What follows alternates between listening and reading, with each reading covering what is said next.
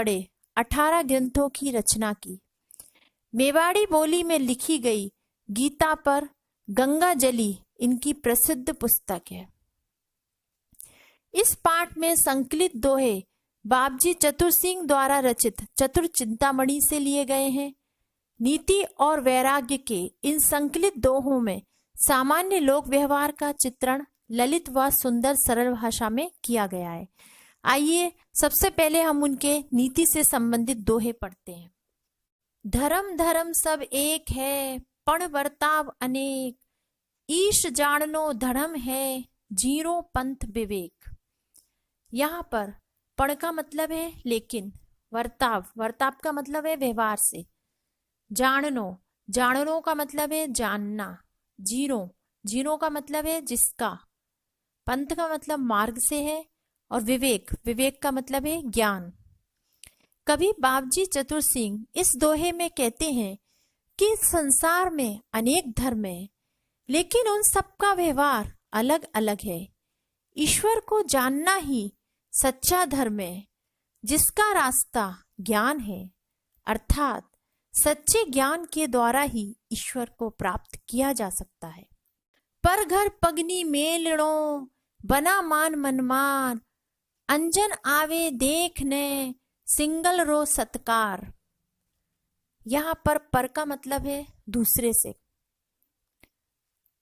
नी का मतलब है नहीं। मेलड़ो का मतलब है रखना। मान मनमार का मतलब है सम्मान से, और सत्कार का मतलब भी सम्मान से है। कवि बाबजी चतुर सिंह कहते हैं कि जिस घर में हमारा मान सम्मान नहीं हो, उस घर में हमें कभी भी अपने पैर नहीं रखने चाहिए।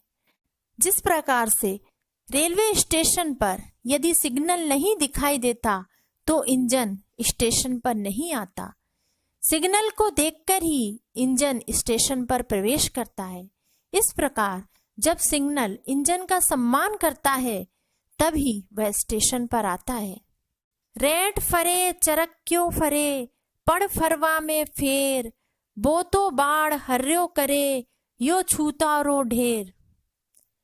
यहाँ रेट का मतलब है रेहट, चरक्यो का मतलब चरखी से है, पड़ का मतलब परंतु या लेकिन है, फरवा का मतलब है फिरने से, बाढ़ का मतलब है खेत, हर्यो का मतलब है हरा भरा, छूता का मतलब है छिलके। कवि कहते हैं कि रेहट और चरखी दोनों ही उपकरणों में अंतर होता है, दोनों ही उपकरण घूमते हैं, दोनों ही उपकरणों के फिरने की क्रिया में अंतर होता है।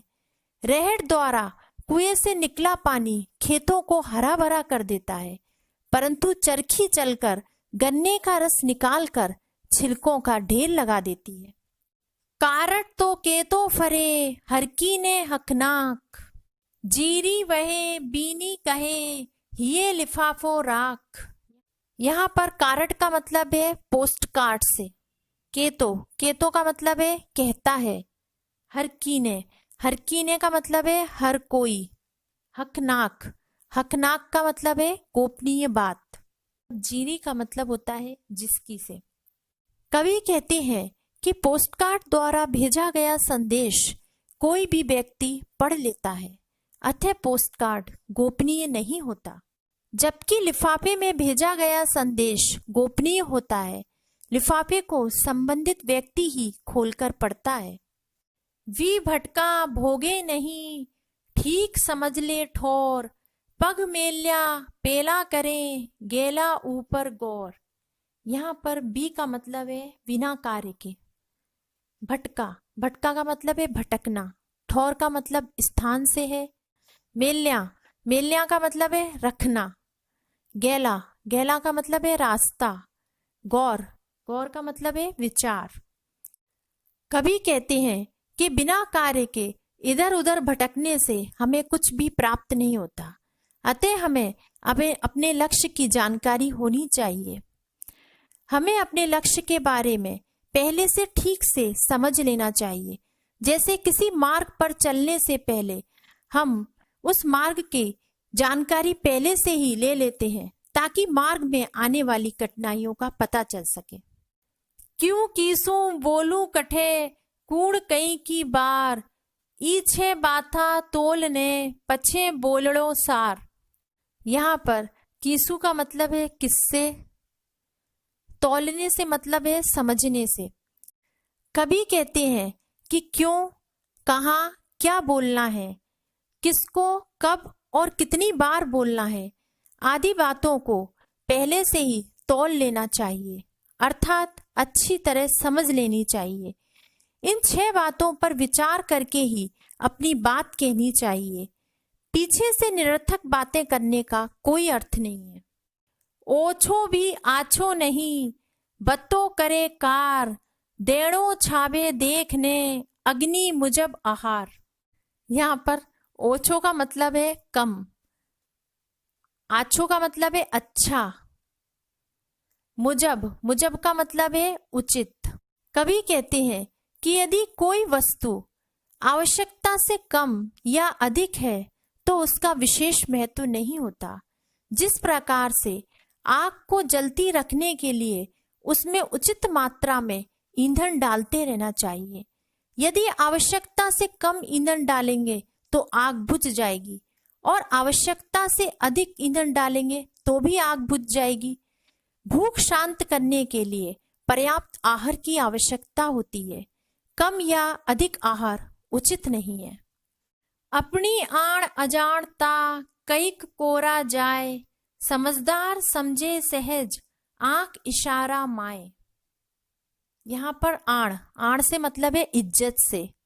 अजाणता का मतलब है अज्ञानता या अनजान। कईक का मतलब है कोई। कोरा का मतलब है व्यर्थ। सहज का मतलब है सरलता से।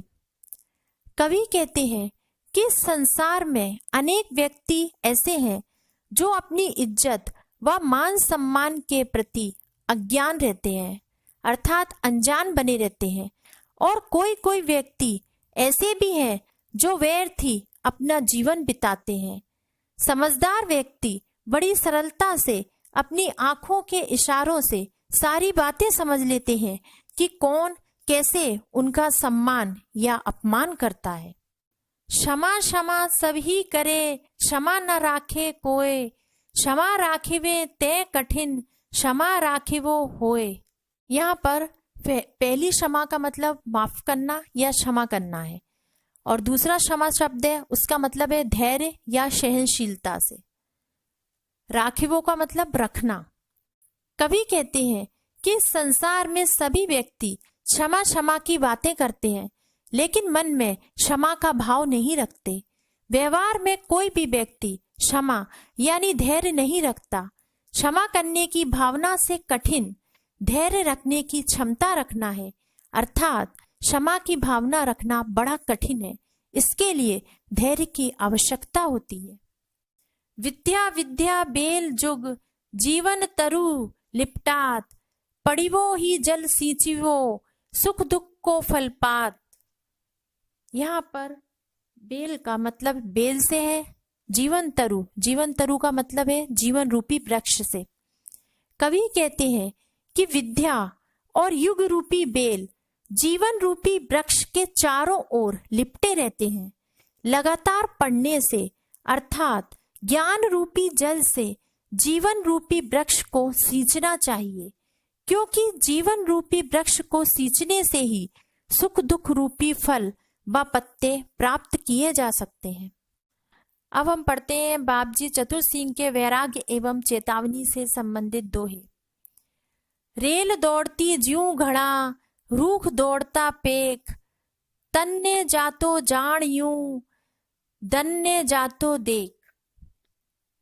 यहाँ पर ज्यों से मतलब है जैसे, घड़ा का मतलब है बहुत, रूख का मतलब है वृक्ष से, पेख यानी होता है देखना, जातो का मतलब है जाता हुआ, दन का मतलब यहाँ पर दिनों से है।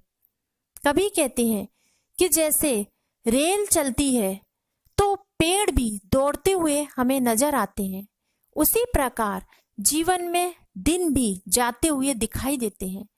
व्यक्ति को यह सोचना चाहिए कि दिन नहीं जा रहे, बल्कि हमारा नश्वर शरीर धीरे धीरे नष्ट हो रहा है। यह शरीर जीवन के साथ खत्म हो जाएगा, जैसे दिन सुबह उगता है और शाम को अस्त हो जाता है। गाता रोता निकलिया, लड़ता करता प्यार, अड़ी सड़क रे ऊप रे, अब लख मनक अपार। यहाँ पर निकलिया, निकलिया से मतलब है जन्म लेना। अणी का मतलब है इस, लख यानी है देखना, मनक, मनक यानी है मनुष्य। कवि कहते हैं कि हमने इस संसार में गाते रोते हुए जन्म लिया है और एक दूसरे से लड़ते झगड़ते प्यार करते हुए जीवन जिया है। कवि कहते हैं कि देखो, इस संसार रूपी रास्ते पर अनगिनत मनुष्य इसी तरह से जीवन जीते हैं। ओखड़िया खड़िया रया, कड़िया झांकड़ हार, खड़खड़िया पड़िया रया, खड़िया हाकड़ हार। यहाँ पर गोखड़िया का मतलब है गोखड़े, कड़िया का मतलब है खिड़कियां, खड़खड़िया, खड़खड़िया का मतलब है तांगे, पड़िया रया, पड़िया रया का मतलब है पड़ा ही रह जाता है, और हाकड़ हार, हाकड़ हार का मतलब है हाँकने वाले।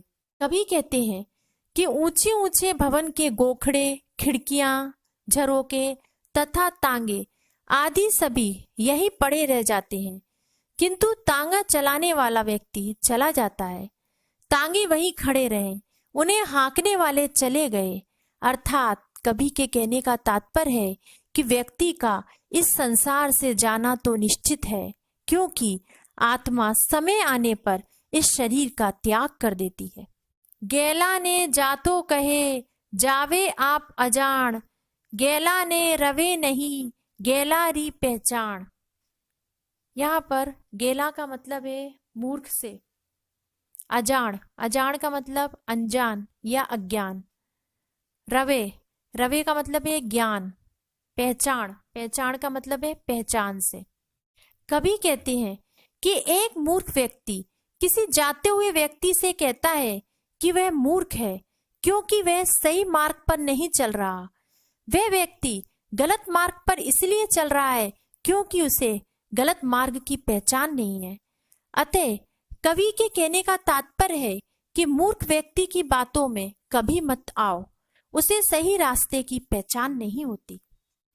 धन दारा रे माय ने, मती जमारो खोए, बड़ी अणीरा बगत में, कूण कणीरा होए। यहाँ पर दारा का मतलब स्त्री से है, स्त्री या पत्नी। मती, मती का मतलब है मत, जमारो, जमारो का मतलब है जीवन। बड़ी अणी, बड़ी अणी का मतलब है कठिन समय में। भगत, भगत का मतलब है समय से। कूण, कूण का मतलब है कौन। कणीरा, कणीरा का मतलब है किसी का। होए, होए का मतलब है होना। कवि कहते हैं कि धन संपत्ति पत्नी के बीच रहकर अपना जीवन मत खो, कुछ समय के लिए ईश्वर का भी स्मरण करो, क्योंकि कठिन समय पर कोई किसी का नहीं होता, अर्थात बुरा समय आने पर कोई किसी का साथ नहीं देता। इसीलिए व्यक्ति को ईश्वर का भजन करना चाहिए। अब आते हैं इस पाठ से संबंधित कठिन शब्दार्थ, जो आप मेरे वीडियो में से देखकर पढ़ लीजिएगा। अब है वस्तुनिष्ठ प्रश्न। पहला वस्तुनिष्ठ प्रश्न है, दूसरों के घर बिना मान मनुहार के जाने पर क्या होता है? इसका उत्तर है खा नंबर का अपमान होता है। अगला प्रश्न है, रहड़ चलता है तब क्या होता है? इसका उत्तर है का नंबर का खेतों को पानी मिलता है। अब आते हैं अति लघुत्रात्मक प्रश्न। पहला प्रश्न है, चतुर सिंह जी के अनुसार धर्म क्या है? इसका उत्तर है चतुर सिंह जी के अनुसार धर्म ईश्वर को जानना है। अगला प्रश्न है, सिग्नल शब्द का क्या अर्थ है? इसका उत्तर है सिग्नल शब्द का अर्थ है रेल का आगमन सूचक यंत्र। अगला प्रश्न है, छिलकों का ढेर कौन करता है? इसका उत्तर है गन्ना पेरने की चरखी छिलकों का ढेर करती है।